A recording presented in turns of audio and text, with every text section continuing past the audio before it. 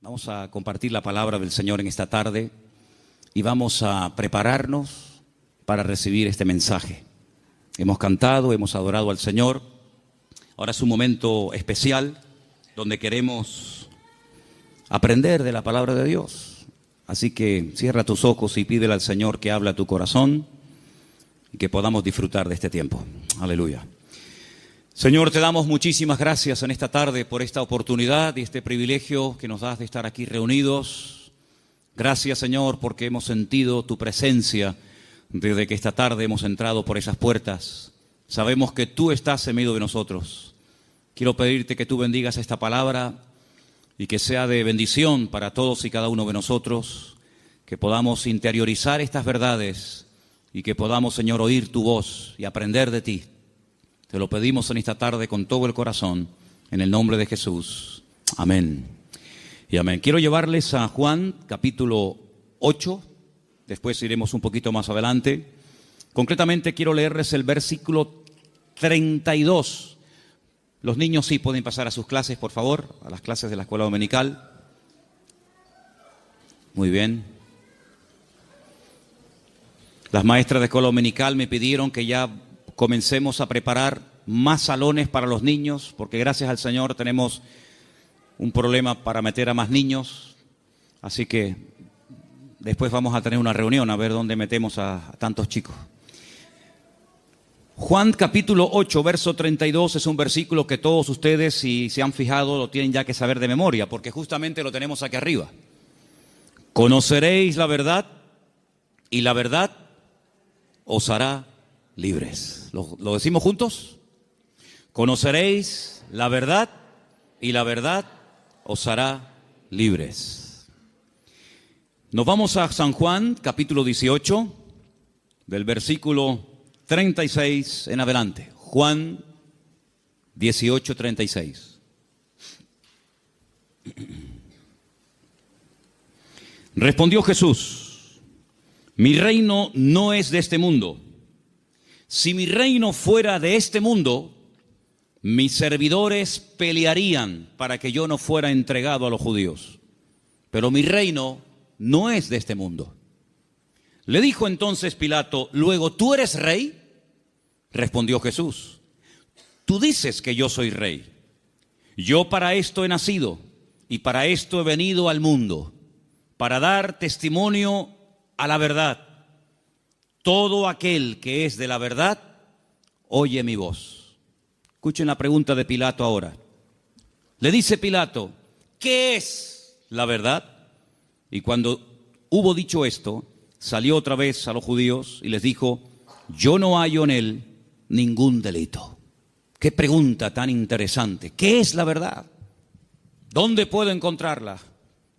Una autoridad romana haciéndole semejante pregunta al Señor Jesucristo. Desde el principio de los tiempos, si ustedes comienzan a leer la Biblia con detenimiento, se van a dar cuenta de que Dios siempre ha querido compartir verdades con el hombre. Dios siempre ha querido bendecir a la humanidad, siempre. Y todo lo que Dios ha ido enseñando y compartiendo y transmitiendo a lo largo de los tiempos es para que el hombre conozca las verdades, los principios de Dios, los principios del reino de Dios, a través de los cuales Dios se da a conocer y Dios se manifiesta y Dios opera en la vida de los seres humanos. Pero toda la verdad de Dios no fue revelada de golpe, sino que podemos decir en cierto sentido que la verdad de Dios, las verdades de Dios, fueron reveladas progresivamente. Adán no tenía todas las verdades, Abraham tampoco las tenía, ni David, sino que fue algo que Dios fue manifestando con el paso del tiempo. Ahora, hay un momento puntual en la historia en el cual Dios, a través de un hombre llamado Moisés, decide dar, permítame la palabra, un gran paquete de verdades para que él a su vez se las transmita al pueblo de Israel. Y ese paquete de verdades, ese montón de grandes enseñanzas e instrucciones verídicas de parte de Dios, la conocemos con el nombre de la Torá, o la ley de Moisés, el Humash, el Pentateuco, los primeros 5 libros de la Biblia. donde ustedes pueden encontrar instrucciones y verdades que se pueden aplicar a la familia, a la economía, a la agricultura, al comercio exterior, a las relaciones entre seres humanos, etcétera, etcétera. Total, 613 mandamientos, 613 verdades que Dios transmite al pueblo de Israel, y a su vez el pueblo tenía la obligación de transmitirlas al mundo, porque Israel tenía que ser en aquel tiempo la luz en medio de la oscuridad donde estaban las naciones que le rodeaban. Pero sin embargo, cuando vamos al Nuevo Testamento, al Nuevo Pacto, encontramos que la verdad en sí misma, ese concepto que decimos, bueno, la verdad, ¿dónde está? ¿Se puede medir? ¿Se puede pesar? ¿Se puede enseñar? Ese concepto de la verdad se encarna, se humaniza en la persona de Jesús. Él llega a decir un día en una conversación muy interesante que mantiene con sus discípulos, si la quieren conocer, está en Juan capítulo 14, donde él observa a sus discípulos después de haberles anunciado que se va a marchar, que tiene que volver a la presencia del Padre. Pues él dice que los nota tristes y les dice, miren, no se turben, no se preocupen, no se turbe vuestro corazón. Si creen en Dios, crean también en mí. En la casa de mi Padre muchas moradas hay. Si así no fuera, yo os lo hubiera dicho. Yo simplemente lo que voy a hacer es, voy a ir a preparar un lugar para que donde yo estoy, vosotros también estéis conmigo. Y ustedes saben a dónde voy, sabéis el camino. Y en ese momento le interrumpe un discípulo, Tomás, y le dice, Señor, no sabemos a dónde te vas. No tenemos ni idea de lo que nos estás diciendo. ¿Que te vas a dónde? Si no sabemos a dónde vas, ¿cómo vamos a saber el camino? Y es entonces cuando el Señor le responde ese versículo que todo creyente prácticamente sabe de memoria, aunque lleve 3 días leyendo la Biblia, Juan 14:6, que dice, yo soy el camino, yo soy la verdad y yo soy la vida. ¿Cuántos dicen amén? Un versículo realmente extraordinario. Ahora, hay 300, lo tengo aquí apuntado, 317 versículos en toda la Biblia donde aparece la palabra verdad. La palabra verdad aparece en el Antiguo Testamento, aparece en el Nuevo Testamento. Es el deseo de Dios que el hombre conozca la verdad. Y la palabra verdad en hebreo se pronuncia emet. Y vamos a ponerla ahí para que ustedes vean cómo se escribe en hebreo la palabra, porque quiero explicarles rápidamente algo muy interesante acerca de esta palabra. La palabra emet se forma con esas 3 letras. La letra, tienen que leer de izquierda a derecha, ¿sí? La alef, la letra men y la letra tav. La letra alef es la primera del alfabeto hebreo. La letra tav es la última y la letra men es la del centro. Y digamos que se hace como una especie de trípode, ¿verdad? Con esas 3 letras se forma la palabra verdad, y de esa palabra salen múltiples combinaciones de todas palabras relacionadas, entroncadas con la palabra verdad, todas, por cierto, muy interesantes. Ahora, déjenme que les comparta algo acerca de la verdad. Cuando vamos a la palabra de Dios, encontramos que todo lo que uno hace en la vida tiene efectos a corto y a largo plazo. Si tú robas algo de alguien, puede ser que termines en la cárcel porque alguien te denuncia. Si tú golpeas a una persona, puede ser que te denuncie y tengas que presentarte delante de un juez. Si tú compras un coche, puede ser que te salga bueno o te salga malo. Es decir, todo efecto, todo lo que hacemos en la vida puede tener efectos positivos o negativos. Si analizamos fríamente a la luz de la palabra de Dios, ¿qué es lo que produce en el hombre? ¿Qué efectos positivos produce en el hombre la verdad? Es increíble.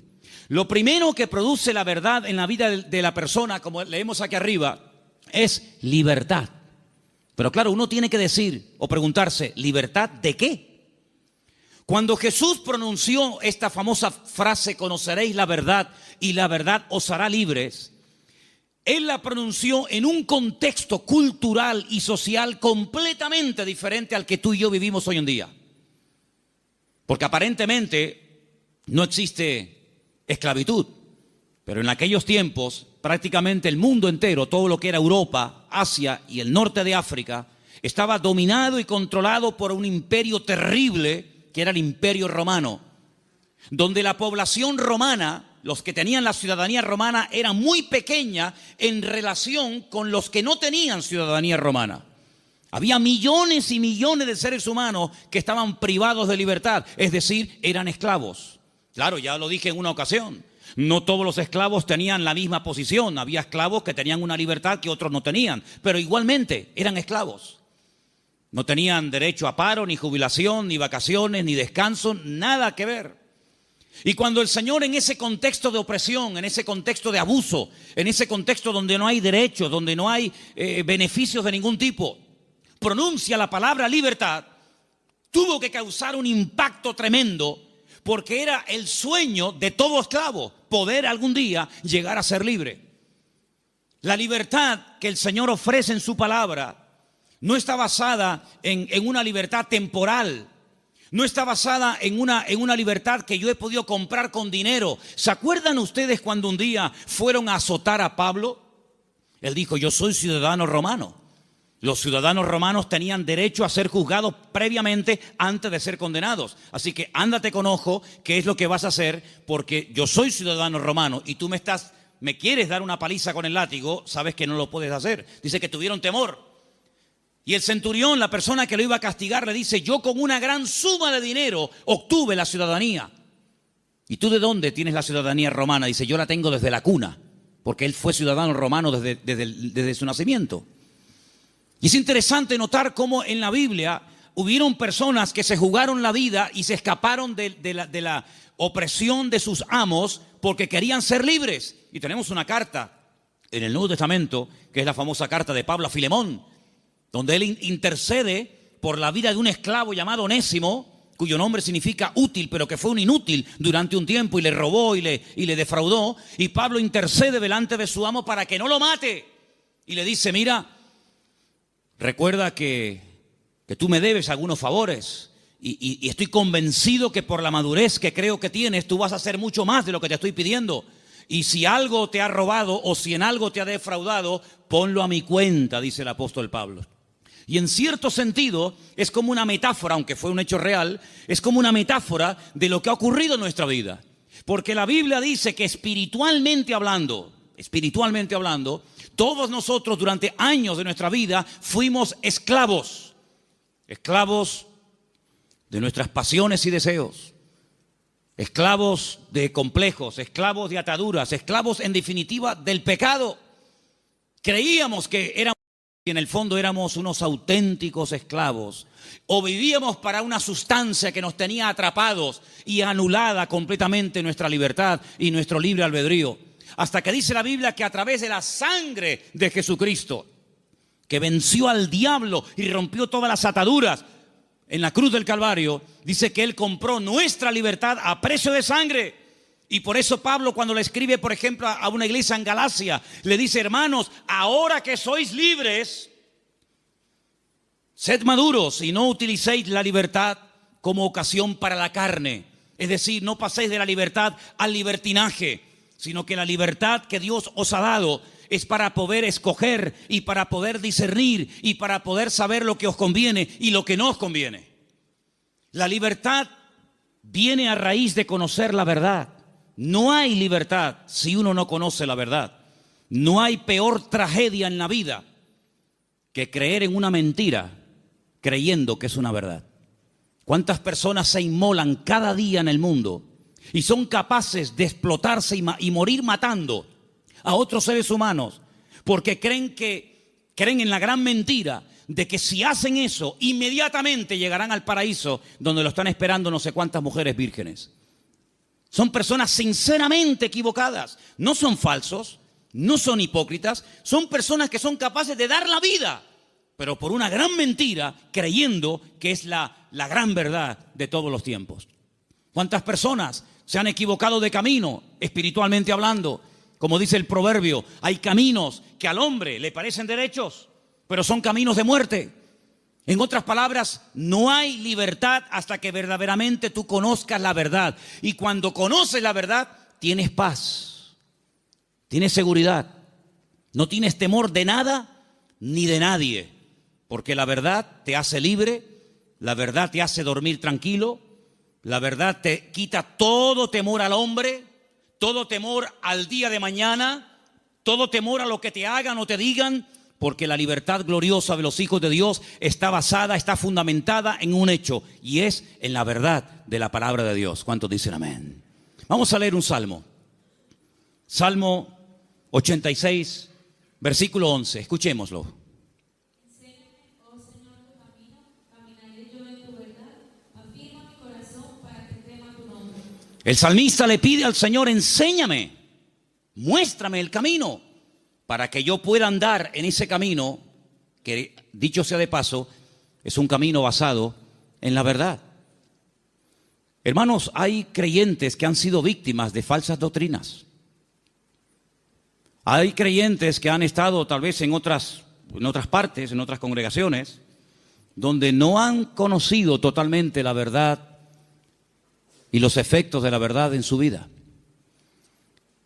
Una vez visitando un grupo de iglesias en la península, cuando terminé de predicar, el pastor que me había invitado me pidió si por favor podía decirle a los hermanos de la iglesia, los que quisieran, que pasaran adelante para que orara por ellos. Yo le dije: bueno, si usted quiere que yo haga eso, está bien, que pasen adelante los que quieran, que en esta noche oremos por ellos. Cuando me acercaba a la gente que había pasado al frente, yo les preguntaba en baja voz al oído: ¿hay algún motivo, hay alguna cosa por la cual quiere que yo ore por usted? Y me decía, por ejemplo, la primera persona: sí, hermano, quiero que ore por mí porque estoy bajo maldición.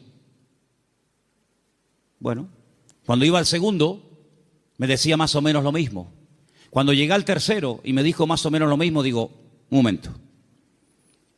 Me volví a subir al púlpito y volví a predicar otra vez. Digo: ustedes son víctimas, ustedes han sido víctimas de una mala enseñanza. Ustedes no están viviendo como creyentes. La Biblia dice: si alguno dice que cree en Él, debe andar, debe comportarse, debe vivir como Él anduvo. En otras palabras, ustedes tienen el nombre de creyentes, de hijos de Dios, pero están viviendo como esclavos. Y el Señor Jesucristo vino a este mundo para deshacer las obras del diablo. Y ustedes no entienden que el Señor Jesucristo, cuando fue clavado en la cruz, cargó, según dice la palabra de Dios, todas y cada una de las posibles maldiciones, y Él se hizo maldición para que nosotros heredásemos bendición. Por lo tanto, ustedes están agarrándose a conceptos distorsionados y equivocados, y esa ignorancia es la que está haciendo que ustedes no vivan bien, no coman bien y no disfruten de la vida gloriosa de un hijo de Dios. Y cuando ellos recibieron esta enseñanza en esa noche y en otros días, ellos comenzaron a darse cuenta de que habían estado atrapados y habían estado esclavizados de mentiras que no sé quién se las enseñó, pero que ellos la abrazaron y la creyeron, interiorizaron esas mentiras, y si la verdad nos hace libres, la mentira nos hace esclavos. Por eso es muy importante, como decía el salmista: Señor, enséñame tu camino, enséñame las verdades de tu palabra para que yo pueda caminar por ellas. Leía en el día de hoy un libro que a mí sinceramente me apasiona, es uno de mis libros favoritos de lo que llamamos el Antiguo Testamento, el libro de Daniel. Hay un momento en el que Daniel ora al Señor pidiendo perdón por los pecados de la nación, sabiendo que el tiempo de la liberación del cautiverio en Babilonia se ha cumplido. Y hay un momento en el que él ora y dice las siguientes palabras. Escúchenlas por favor del libro de Daniel, después les digo dónde estamos leyendo.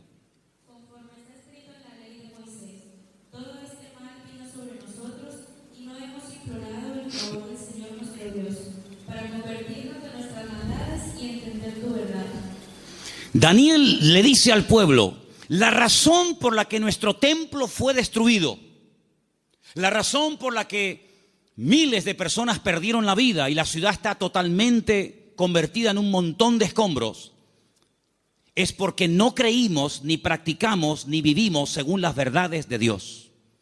De todos los profetas que había en aquel momento en Jerusalén profetizando, solamente había uno que decía la verdad. Todos los demás le decían a la gente lo que la gente quería oír. Había momentos en los que los profetas llegaban y decían: no tengan ningún temor, la ciudad de Jerusalén es indestructible, es la ciudad del gran rey, donde Él ha depositado y puesto su gloria y su presencia. Por lo tanto, ¿qué nación va a ser capaz de venir a Jerusalén y destruirla y quemar la casa de Dios? Olvídense de eso. Lo que Jeremías os predica es falso, es mentira. La ciudad de Jerusalén nunca va a ser tomada ni destruida por el rey Nabucodonosor. Sin embargo, el profeta Jeremías le decía, la ciudad de Jerusalén sería indestructible y el templo sería inviolable siempre y cuando viviéramos en santidad y viviéramos en orden. Pero no lo estamos haciendo. La ciudad se ha llenado de idolatría. El pueblo se ha corrompido. Hay inmoralidad, hay desorden. Es un caos, es un desorden espiritualmente hablando. Y eso es lo que le está permitiendo al enemigo tomar posesión de nuestra tierra. No crean ustedes, durante 40 años estuvo Jeremías predicando esto. Lo metieron en la cárcel, lo torturaron, quisieron matarlo en varias ocasiones. Incluso él llegó un momento en el que dijo, no voy a predicar más, no voy a hablar más, no sirve de nada. Diga lo que diga, no hacen caso. Pero sin embargo el Señor siempre decía, Jeremías, habla y no calles, habla y no calles. Que nunca diga el pueblo que no hubo voz de Dios en medio de Jerusalén. Él les decía, arrepiéntanse, conviértanse al Señor, corrijan sus malos caminos, vuelvan a la senda antigua. Y si no lo quieren hacer, hermanos, les daba el plan B, ríndanse al enemigo. Claro, decirles que se rindieran al enemigo, pero este hombre es un traidor. Este hombre lo que se ha pasado es al enemigo y lo que quiere es que le abramos las puertas de la ciudad al enemigo. Pero Jeremías le decía, es que hay dos opciones, queridos. O se arrepienten y piden perdón al Señor y Dios cambia la ciudad, pero como no lo vais a hacer, la ciudad va a ser tomada. Entonces, antes de perder la vida y pelear por una batalla que ya está perdida de antemano, ríndanse, acepten la evidencia y el Señor les perdonará la vida. Hermanos, ni una cosa ni otra.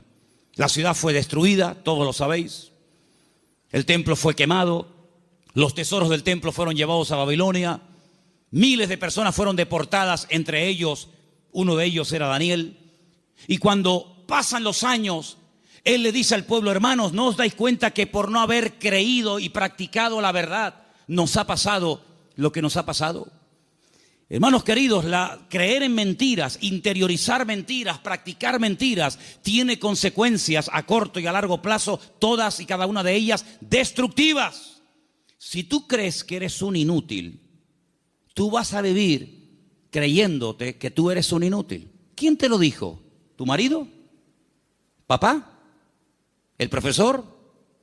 Y tú te has creído esa gran mentira, porque Dios no ha creado seres inútiles. Dios ha creado al hombre a su imagen y semejanza. Es el hombre el que se deteriora, el que se autodestruye a sí mismo. Pero Dios creó al hombre como la corona de la creación. Dios delegó en el hombre responsabilidades que no delegó en animales. Y Dios creó el mundo para el hombre, no el hombre para el mundo. Pero lamentablemente el hombre prefiere creer en mentiras en vez de creer en verdades. Y por eso muchas veces es un auténtico esclavo de su ignorancia, de sus errores y de sus mentiras. Pero la libertad gloriosa de los hijos de Dios viene única y exclusivamente cuando experimentamos la verdad en nuestras vidas. He preparado una pequeña selección de versículos. Vamos a leerlos, por favor. Algunos de ellos están en Proverbios. El anterior les dije que estaba en Daniel 9:13. Pero quiero que leamos esta pequeña selección de versículos donde vais a notar que en cada uno de ellos aparece la palabra verdad. Prestemos atención. Proverbios 3, versículo 3. Aparten de ti la misericordia y la verdad. Átalas a tu cuello, escríbelas en la tabla de tu corazón. David le daba tanta importancia a la verdad en la vida de su hijo Salomón que le dijo, nunca te apartes de la verdad. Si tienes que amarrarla de una forma metafórica en tu cuello, hazlo. Pero que la verdad sea el fundamento de tu vida, de tu existencia. Proverbios 16:6. Con misericordia y verdad se corrige el pecado, y con el temor de Dios los hombres se apartan del mal. Con misericordia y con verdad. No solamente con misericordia, sino también hay que decir, mira, esto te ha pasado por esto, por esto, por esto. Y como yo le dije al principio, prefiero que la gente se ofenda y se sienta aludida por oír verdades que endulzarles los oídos con adulaciones y con mentiras que al fin y al cabo lo que te van a perjudicar sin lugar a dudas. Por lo tanto, si hay algo en nuestra vida que tiene que ser corregido, no va a ser corregido con adulaciones. No pasa nada, no te preocupes. No, es que le acabo de pegar una paliza a mi mujer. No pasa nada, seguramente se lo merecía. ¿Cómo? ¿Pues qué dices? No, es que acabo de robar en la tienda. Bueno, seguramente no tenías para comer y claro, lógicamente tenías que robar. No. Las iglesias, por lo menos esta, no se abrió en su día para decirle a la gente lo que en el fondo le gustaría oír. Esta iglesia se abrió y se mantendrá abierta hasta que Dios quiera para predicar verdades, aunque duelan, aunque sean contrarias a lo que dice el mundo. Pero la verdad te hará libre, y lo que queremos es que la gente que venga aquí sean libres de sus ataduras, de sus complejos y de cualquier otra historia que les esté haciendo daño. Por lo tanto, la verdad es la que va a corregir nuestra vida. Ahora, si tú buscas la verdad, dijo Séneca, corres el riesgo de encontrarla.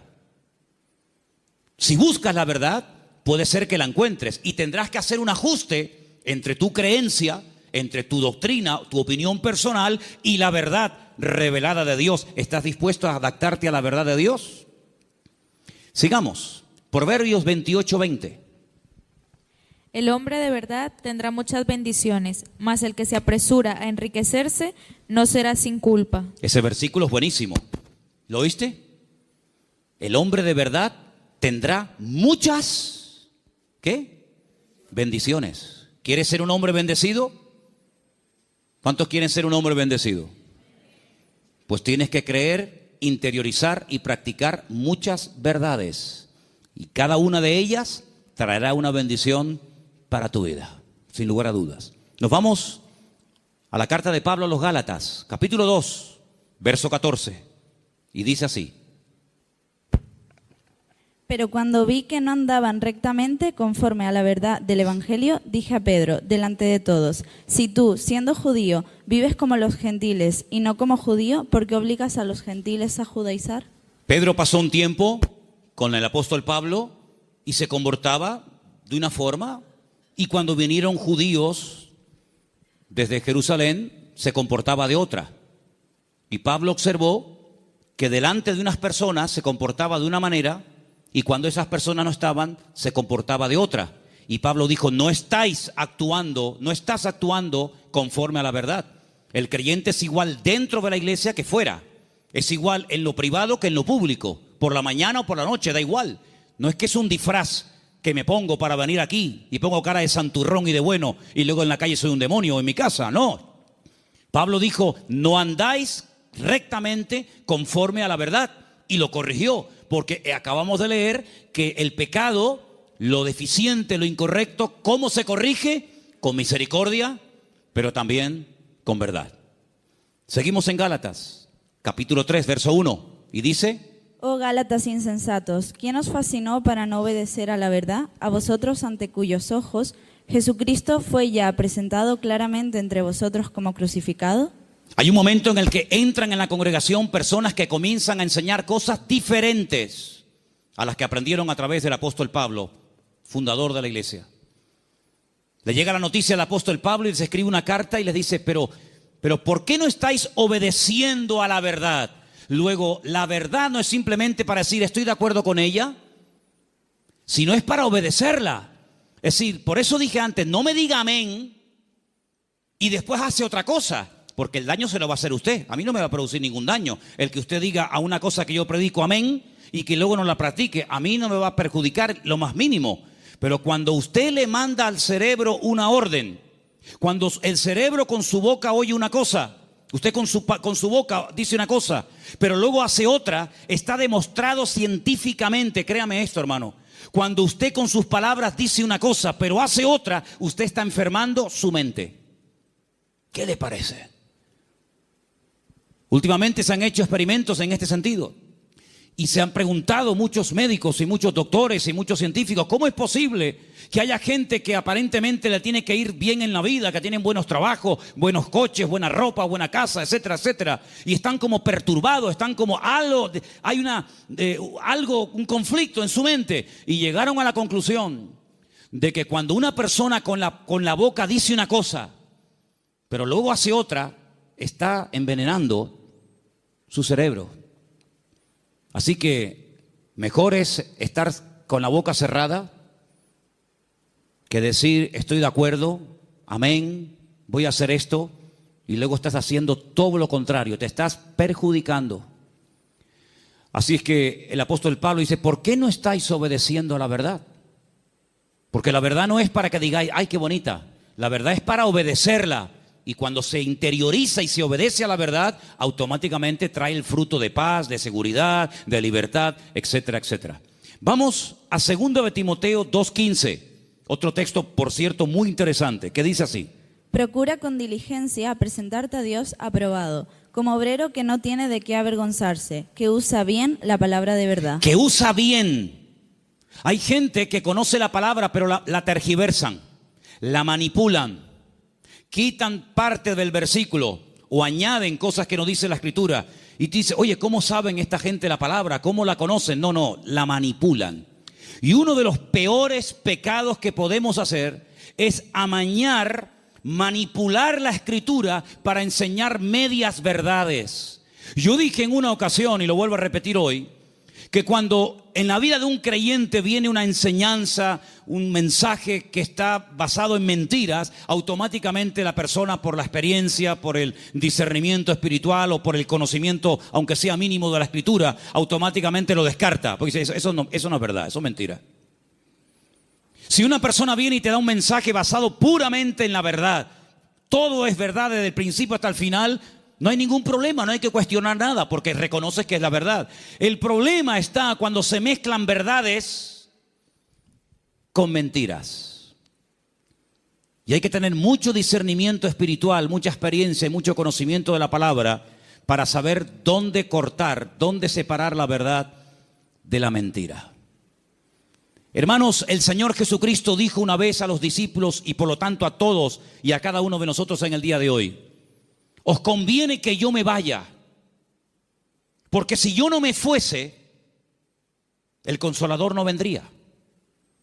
Pero si yo me voy, yo le rogaré a mi Padre para que os envíe el Consolador para que esté con vosotros para siempre. Es decir, que lo que ustedes pueden entender que es una desgracia y una tragedia, va a ser un beneficio para vosotros.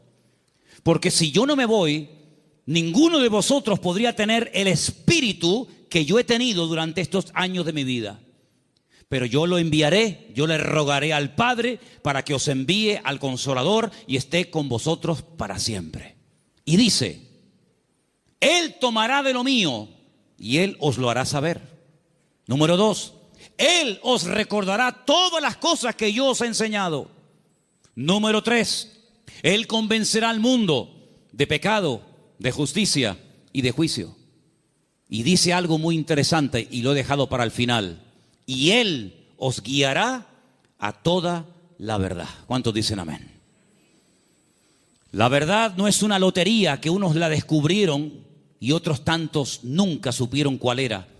La verdad tiene nombre y se humanó y se encarnó en la figura de nuestro Señor Jesucristo. Por eso Él declaró categóricamente: yo soy el camino, la verdad y la vida.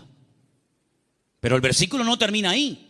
El versículo añade la siguiente frase: y nadie va a ir al Padre sino solamente a través de mí. ¿Cuántos dicen amén? Jesús no es una verdad. Bueno, hubieron muchas verdades y Jesús vino a enseñar otra gran verdad. No, Jesús es la verdad, con mayúscula y subrayado. No hay 1000 verdades y cada uno escoge la suya. No, Señor. Hay una verdad revelada en la palabra, manifestada en la persona de Jesucristo. Y si prestaron ustedes atención a la lectura que esta tarde se leía, hay un momento en el que en el discurso de Pablo, que se leyó esta tarde en el Areópago en Grecia, él dijo, hay un momento en el que Dios pasó por alto la ignorancia de las naciones. Pero Dios ha establecido que a través de su Hijo, el que a Él ha escogido, algún día, cuando Él lo tenga determinado, juzgará a todas las naciones de la tierra y por aquel varón que Él levantó y constituyó, juzgará a todas las naciones de la tierra. Es decir, hay un momento en el que pudimos ser ignorantes, pero ya no somos ignorantes ni queremos seguir siendo ignorantes. Amén, hermanos. Ahora queremos aprender las verdades. Y puede ser que cuando descubramos ciertas y determinadas verdades, nos demos cuenta, como a mí me pasó, que los hombres me engañaron. Porque los hombres me enseñaron cosas que no eran verdades, pero me las enseñaron como si fueran verdades. Y yo las creí. Y por eso no podía vivir una vida de libertad, de paz, de victoria, de bendición. Porque la mentira, la ignorancia, no es la respuesta. La respuesta y lo que Dios quiere para la vida de todos y cada uno de nosotros es que conozcamos la verdad. Y la verdad se puede conocer y experimentar y vivir, y es la persona de Jesucristo. ¿Cuántos dicen amén?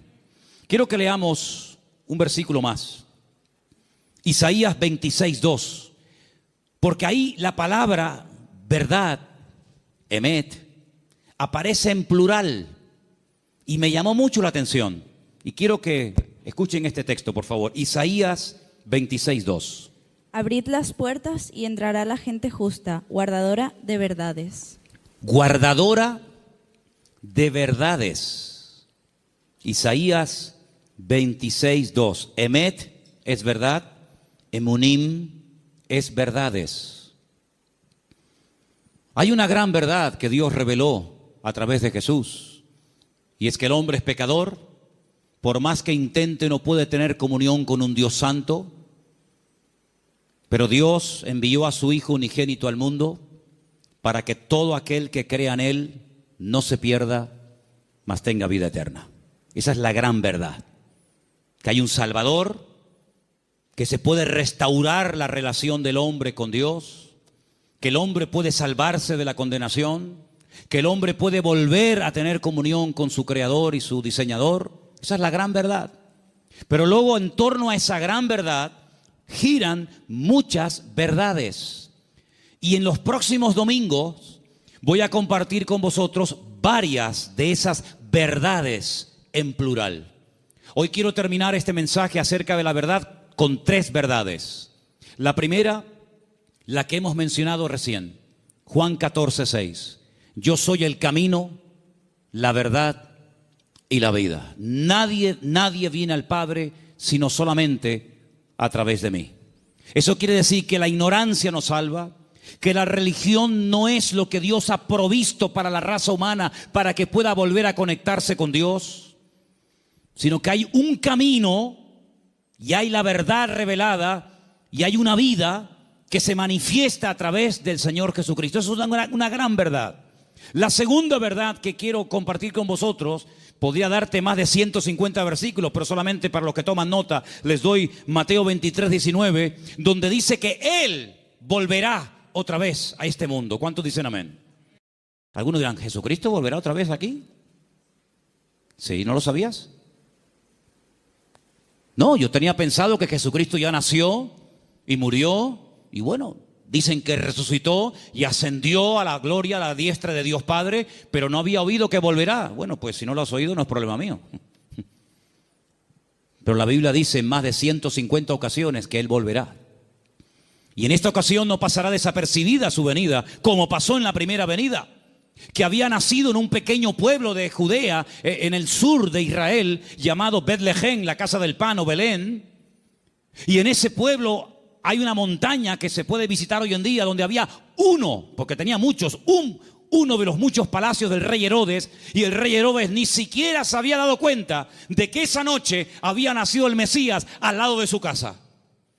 Y de repente vienen unos señores de lejanas tierras haciendo una pregunta muy interesante. ¿Dónde está el rey de los judíos? Porque su estrella hemos visto en el oriente y venimos a adorarle. Y le están hablando a un rey, pero que realmente es un títere. No es el verdadero rey, no es de la línea genealógica de la casa de David, de la tribu de Judá. Es un rey que han puesto los romanos. Es un muñeco de quita y pon. Y por eso ellos se atreven a preguntarle al rey, entre comillas, de los judíos, ¿dónde está el rey de los judíos? Porque venimos a adorarle. Y ustedes ven que esos hombres, me da igual si eran 3, 20 o 40, no se postraron ante Herodes y lo adoraron y le abrieron sus tesoros, porque ellos sabían que ese no era.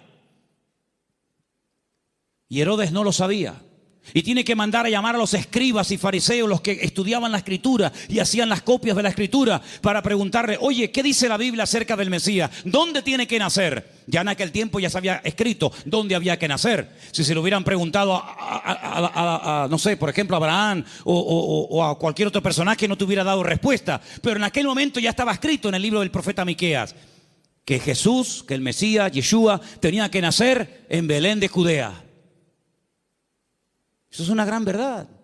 Pero una gran verdad también es que Él mismo dijo, me voy, pero volveré otra vez. Y la Biblia dice que tenemos que estar velando y orando porque no sabemos ni el día ni la hora, pero que volverá, volverá.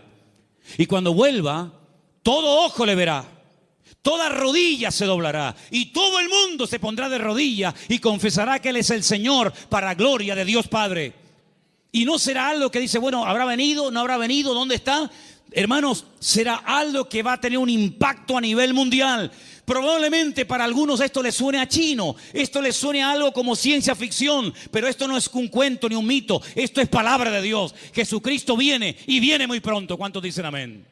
Y esa es una de las grandes verdades que no tenemos que olvidar. Y hermanos, estamos más cerca que nunca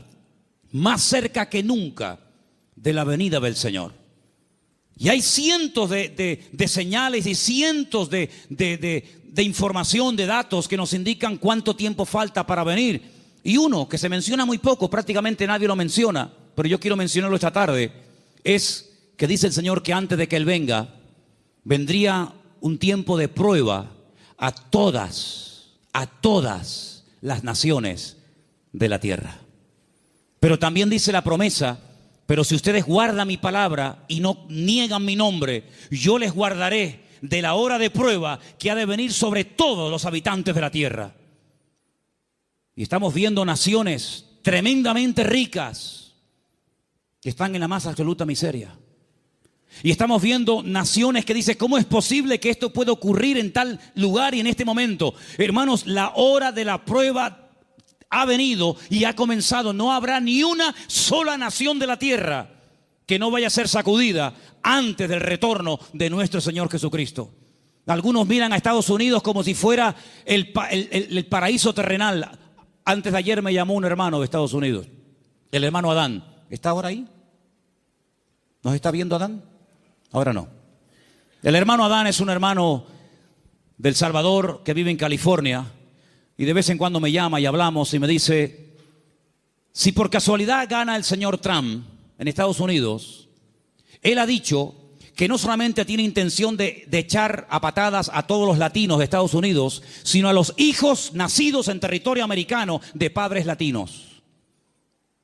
Ahora resulta que se jugaron la vida muchos hermanos y personas veían a Estados Unidos como decir, no, vámonos para allá y mira tú por dónde, que a lo mejor, no lo sé, dentro de un año a todos los latinos los meten en un barco y los echan cada uno a su tierra.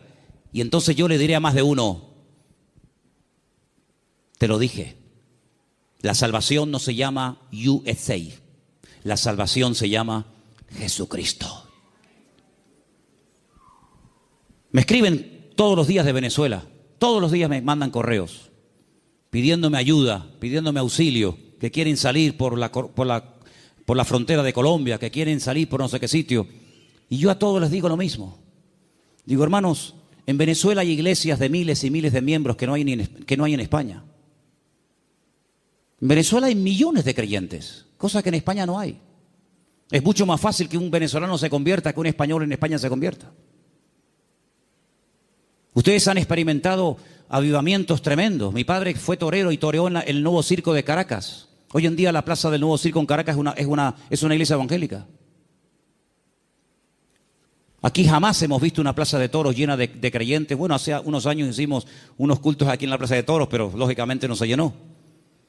Pero siempre le digo a todo el mundo, Dios, ¿dónde es más poderoso? ¿Dónde Dios tiene más poder? ¿Dónde Dios actúa más poderosamente? ¿Dónde es más grande? ¿En Corea?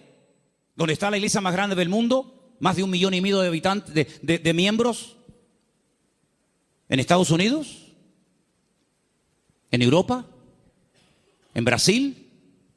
¿Dónde Dios es más grande? En todas partes, hermano. ¿Sí o no? En todas partes nuestro Dios es grande. La Biblia dice, entra en tu aposento y tu Padre que te ve en lo secreto te recompensará en público. Eso lo dice la Biblia. Y se lo dice al español, al latino, al americano, al japonés, al chino y a todo el mundo. No nos podemos mover de un lugar a otro a menos que Dios nos diga, muévase. Abraham se fue a Egipto cuando había crisis económica en Canaán. Y él se fue a Egipto a buscar trabajo, a buscar comida comida para los animales y para su familia, a buscar agua para sus ovejas. Y cuando años más tarde su hijo Isaac lo quiere hacer, Dios lo para y le dice, no se mueva usted de aquí. Pero Señor, no hay agua para mis ovejas, se me van a morir todas. No hay comida, no hay nada. ¿Dónde vivía Isaac en aquel momento, hermanos?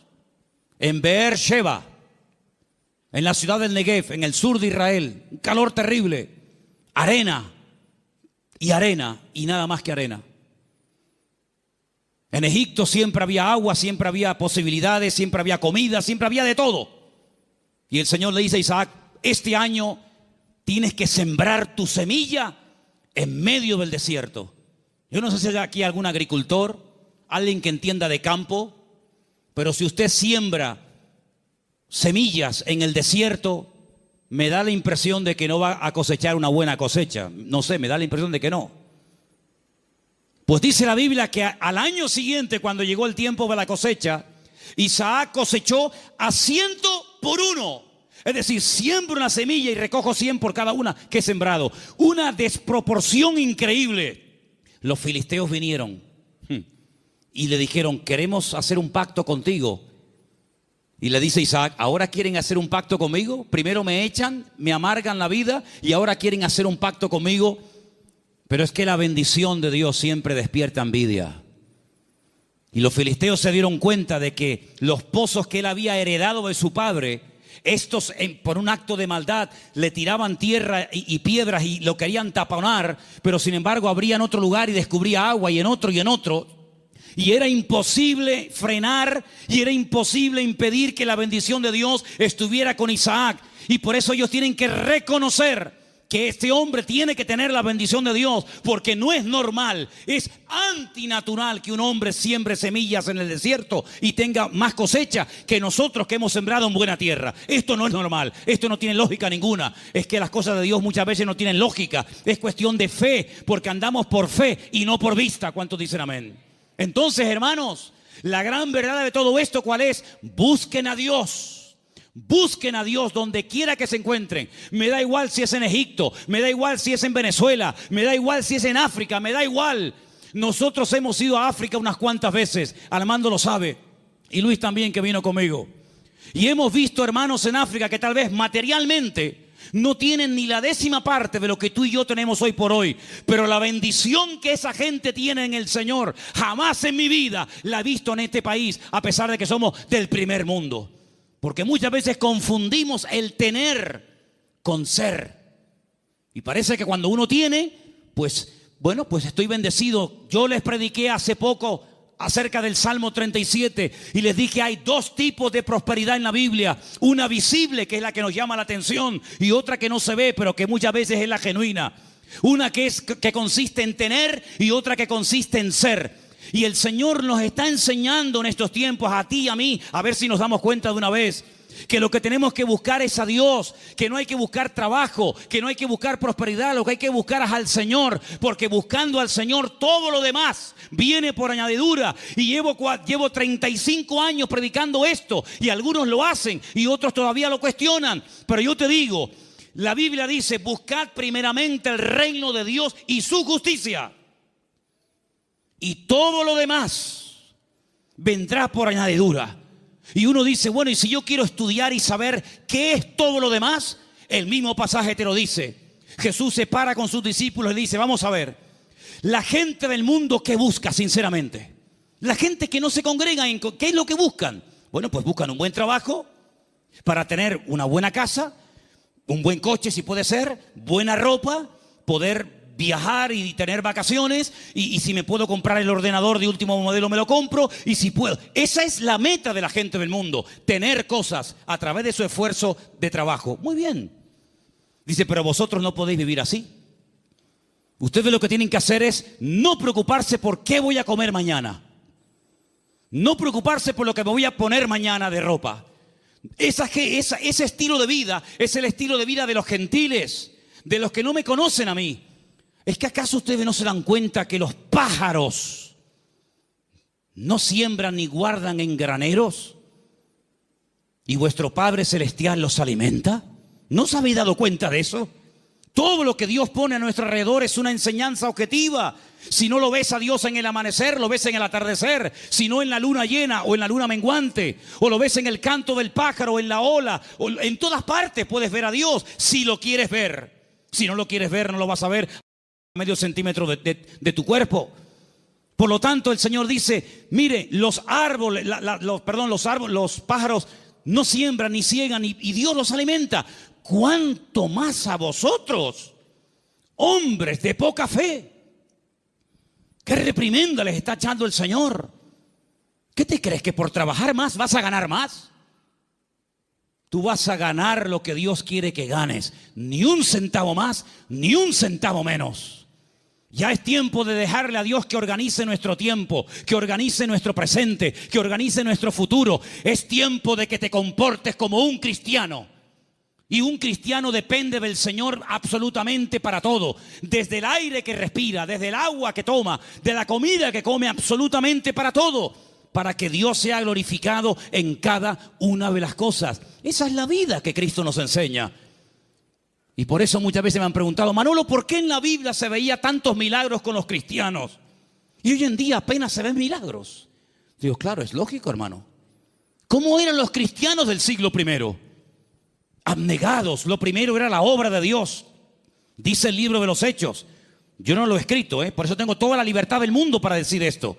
Porque si yo lo hubiera escrito, parece que como que estoy defendiendo mis argumentos. Y yo estoy aquí arriba esta tarde defendiendo los argumentos de la palabra de Dios, no los míos. Y dice la Biblia que en la iglesia primitiva no había necesitados. No había hermanos con necesidad económica, ni uno. ¿Y qué hacían? ¿Qué hacían? ¿Cómo se lo montaba esa gente? Dice que los que tenían propiedades las vendían. Lo ponían el precio de lo vendido a los pies de los apóstoles. Y se repartía a todos según la necesidad que hubiera. Yo nunca he visto eso. Yo jamás en mi vida he visto eso. Que la gente se desprenda de su patrimonio para ayudar a hermanos que no tienen para comer o para pagar la luz. Yo nunca en mi vida he visto eso. Por eso en la iglesia primitiva se veían cosas que hoy en día no se ven. Dios no ha cambiado. El Evangelio no ha cambiado. Las verdades de Dios son inmutables. Pero he guardado para el final un versículo que fue el versículo que yo utilicé el día 31 de mayo de 1981, cuando a las 6 de la tarde en la calle Galileo 40 en Las Palmas de Gran Canaria, yo me graduaba después de 3 años en el seminario. Este fue el texto que yo usé esa tarde cuando yo predicaba y se encuentra en Números 23, 19. Quiero que me lo pongas ahí para que lo leamos todos juntos. Ese fue el texto del primer mensaje que yo prediqué cuando me gradué de aquel seminario. Y al día siguiente, en junio, ya estaba aquí viviendo en Tenerife con 19 años de edad. Ya ha llovido algo. Dios no es hombre para que mienta, ni hijo de hombre para que se arrepienta. Él dijo y no hará, habló y no ejecutará. Quiero oírles, hermanos, léalo conmigo. Dios no es hombre para que mienta, ni hijo de hombre para que se arrepienta. Él dijo y no hará, habló y no ejecutará.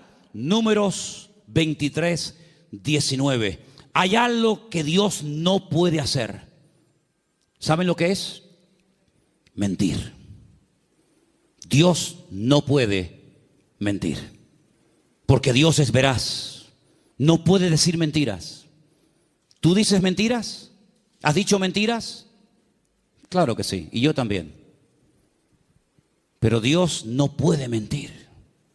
¿Sabes la seguridad que nos da a nosotros hoy en el siglo XXI? Saber que el Dios que tenemos no miente. Es impresionante. Eso quiere decir que si Él dijo en su palabra que estará conmigo todos los días, estará conmigo todos los días. Eso quiere decir que nada me faltará si yo estoy en la mano del Señor y dependo totalmente del Señor. Eso quiere decir que cuando yo oro, Él me oye. Y si me oye, sabemos que tenemos las peticiones que le hayamos hecho. Eso quiere decir que cada noche cuando me voy a dormir a mi casa, el Señor manda ángeles para que protejan mis sueños y me protejan de todo peligro y de todo mal. Eso quiere decir que si yo me enfermo, Él me sanará, porque el Señor es mi sanador. En otras palabras, más de 8,000 y pico de promesas en la Biblia no son cuentos, no son engaños, no son caramelos que te lo ponen en la boca y cuando lo quieres probar te lo quitan. Eso quiere decir que el que busca halla. Es verdad eso, hermanos. El que llama se le abrirá y el que pide recibe. Eso quiere decir que puedes ser libre de la droga, del alcohol, del sexo, de la lujuria, de la pornografía, de los complejos, de las enfermedades mentales, psicológicas y de todo lo que te puedas imaginar. ¿Por qué? Porque